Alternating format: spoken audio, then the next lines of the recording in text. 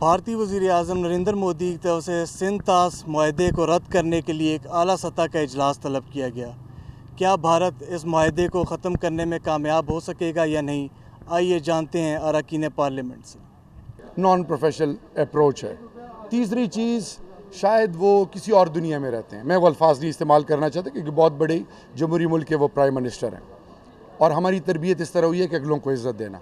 वो ये शायद भूल गए हैं कि पाकिस्तानी कौम कोई बनाना रिपब्लिक नहीं है, म्यूचुअल एश्योर्ड डिस्ट्रक्शन एबिलिटी रखने वाला न्यूक्लियर स्टेट है, न्यूक्लियर डेटरेंस है पाकिस्तान के साथ। और सबसे बड़ी बात ये कि लॉजिक से वो आलमी सतह पे, इंटरनेशनल कोर्ट ऑफ जस्टिस या किसी सतह पे भी लॉजिक के ज़रिए वो अगलों को कन्विंस करेंगे। यहाँ पे जो मुआहदा हुआ है इसका कोई टाइम फ्रेम नहीं है दोनों ममालिक में। सिंध तास मुआहदे की मैं बात कर रहा हूँ। इसमें हिंदुस्तान कुछ भी कर ले, बैकआउट नहीं कर सकता। ये इंटरनेशनल कमिटमेंट्स हैं, इंटरनेशनल ऑब्लिगेशंस हैं और ये अगलों को शायद अगर बेवकूफ़ समझ रहे हैं, बेवकूफ़ नहीं है। पाकिस्तानी कौम आलमी सतह पर इनको हर लेवल पर कम्पीट कर रही है और ये बावर कराना चाहते हैं हिंदुस्तानी कौम को जिन्होंने इनको वोट दिए कि आप इनकी असलियत पहचान गए होंगे। ये हिंदुस्तान के वो लोग जो गुर्बत की ज़िंदगी गुजार रहे हैं। याद रखें कि हिंदुस्तान में 70% लोग बिलो पावर्टी लाइन रहते हैं। उनकी साथ सबसे बड़ा जुल्म मोदी साहब खुद कर रहे हैं और मोदी साहब को ये भी एहसास हो जाना चाहिए कि इस रीजन ये सबसे कॉम्प्लिकेटेड और टफ रीजन है। चाइना भी साथ है और बाकी ममालिक भी हैं।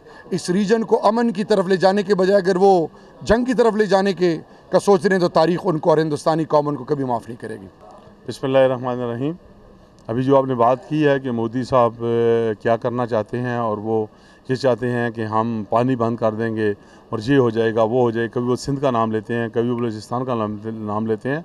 आज फाटा के हमारे जो कबायली लोग थे, आज उन्होंने जुलूस निकाला।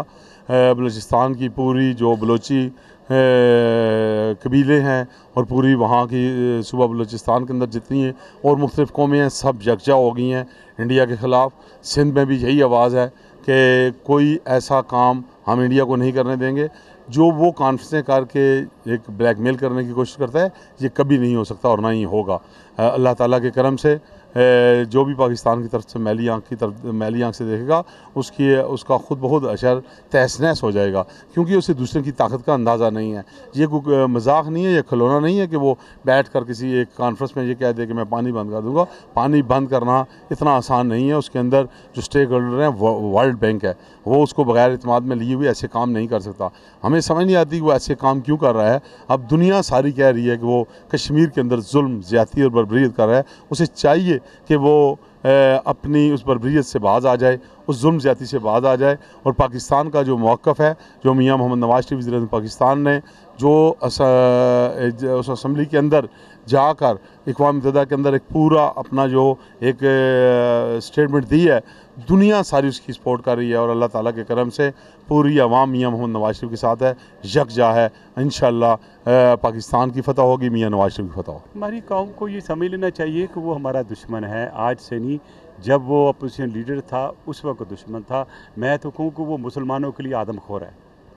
जिस तरह उसने 2500 से ज़्यादा मुसलमानों का निगला आदमखोर की हैसियत से, अब वो दुनिया के पूरे मुसलमानों को निगलना चाहता है।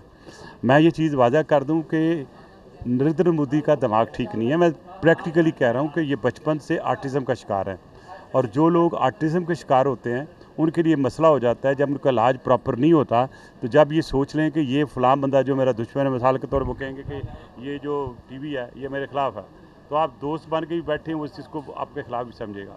दिलाना उनके दिमाग में जो एंटी पाकिस्तान का सिंड्रोम आ चुका है एक आर्टिज़म की वजह से, उसका इलाज बहुत ज़रूरी है। तो उसके लिए मैंने आज सुजेशन दी, आपके चैनल के थ्रू भी सुजेशन देता हूँ कि हुकूमत हिंदुस्तान अपने प्राइम मिनिस्टर नरेंद्र मोदी, जिसको मैं चीफ टेररिस्ट हूँ, उसका इलाज कराएं। अगर वो नहीं करा सकते तो मैं अपने खर्चे में 3-4 डॉक्टर भेज सकता हूँ, उनको वीज़ा दे दें, उनको एक दफ़ा चेक कर लें कि वाकई इस काबिल है कि वज़ीर आज़म रह सकते हैं कि नहीं रह सकते हैं। कि कोई वज़ीर आज़म जिस किस्म की ये अनडिप्लोमेटिक एक वैगाबांड की, और मैं ये सब कहूँगा सारी ये जो तालिबान ज़ालिमान हैं हमारे इलाके के, जो हमारे लिए लड़ रहे हैं हमारे ख़िलाफ़, वो दाढ़ी के साथ लड़ रहे होते हैं। और ये वो है मौलाना फजलुल्लाह लगता है मुझे, बग़ैर दाढ़ी के है ये चीफ टेररिस्ट। ये अपने मुल्क के लिए भी नुकसानदेह है, दुनिया के लिए भी नुकसानदेह है। और ऐसा जैसे कि ये आर्टिज़म का शिकार है, इसको कहीं दूसरे मुल्क या दूसरी कुव्वतें कहीं इसको इस्तेमाल ना कर दें थर्ड वर्ल्ड वार इस रीजन में शुरू करने के लिए। देखिए, मैंने आज सीनेट में कहा कि नरेंद्र मोदी इस किस्म का एक टेररिस्ट है जिस तरह हमारे यहाँ बकौल रहमान मलिक मुल्ला फजलुल्लाह है। सिर्फ मुल्ला फजलुल्लाह की पगड़ी और दाढ़ी है, नरेंद्र मोदी की नहीं। दूसरी बात यह है कि नरेंद्र मोदी पहले ही रोज़ से, पहले ही दिन से उनका रवैया पाकिस्तान के बारे में नेगेटिव है। वो पाकिस्तान को बर्दाश्त नहीं करता है। वो एक इंतहा पसंद, हिंदू इंतहा पसंद लीडर है। उनकी रियासत और उनकी हुकूमत मुस्लिम दुश्मनी पर मबनी है। गुजरात में जो फसादात हुए उसके नतीजे में अमेरिका ने उस पर अमेरिका आने पर पाबंदी लगा दी। ये वही नरेंद्र मोदी है जो गुजरात के मुस्लिम कुछ फसादात में मुलव्वस था। उस नरेंद्र मोदी से आप क्या तवक्को रखते हैं? खैर की तवक्को रखते हैं, बिलखुसूस पर पाकिस्तान के बारे में? मेरे ख्याल में ये खामख्याली है। देखिए, मैं ये कहूँगी कि भारत ने हमेशा इस किस्म के ऊँचे हथकंडे इस्तेमाल किए हैं। 1947 से जब से पाकिस्तान मौर्ज़ वजूद में आया है, मैं ये समझती हूँ कि भारत ने खुश दिली से इसको एक्सेप्ट ही नहीं किया एज़ अ कंट्री, और हमेशा उसने इस किस्म की हरकत किए हैं ताकि पाकिस्तान में जो है स्टेबिलिटी कायम ना हो सके। इस वक्त जब पूरी दुनिया की नज़रें जो है कश्मीर पे लगी हुई हैं, पाकिस्तान ने एक वाज़िया स्टांस पे काम कर रहा है। आज प्राइम मिनिस्टर ने अपना एक व्यू पेश किया है। उस वक्त ये बात करना इसके नापाक अज़ाइम को वाज़िया करता है। और ऐसा नहीं है कि हमने चूड़ियाँ पहनी हुई हैं। अगर नरेंद्र मोदी कोई भी बात करता है तो पाकिस्तान इसकी उनके पास इतनी पावर है। अफवाज पाकिस्तान हमारी इतनी स्ट्रांग है जिन्होंने माजी में भी मुँह तोड़ जवाब दिया था और अब भी मुँह तोड़ जवाब देंगे अगर वहाँ से कोई ऐसा इकदाम होता है। हमने प्रेस कॉन्फ्रेंस की है कि इस हवाले से जो जाहरियत का मूड नज़र आ रहा है इंडिया का, मोदी के दौर में तो हम एक्सपेक्ट भी कर सकते थे ये होना था, क्योंकि इस वक्त हिंदुस्तान में एक इंतहा पसंद हिंदू हुकूमत है। इस लिहाज से पाकिस्तान की आवाम ने कभी भी इंतहा पसंद लोगों को मुंतखब नहीं किया है। इस हवाले से इंडिया के अंदर जो बर्दाश्त का मामला है हमसे ज़्यादा क्वेश्चनेबल है, और मोदी साहब का ख़ास तौर पर जो किरदार रहा है। तो मैं समझता हूँ कि अभी हमने मुतालबा भी ये किया है कि पार्लियामेंट का मुश्तरका इजलास बुलाया जाए और इन तमाम मुआहदों को जो कि आलमी मुआहदे हैं उस पर जो इंडिया का रोल है उस पर कोई मुश्तरका हिकमत अमली पूरी कौम तय कर सके।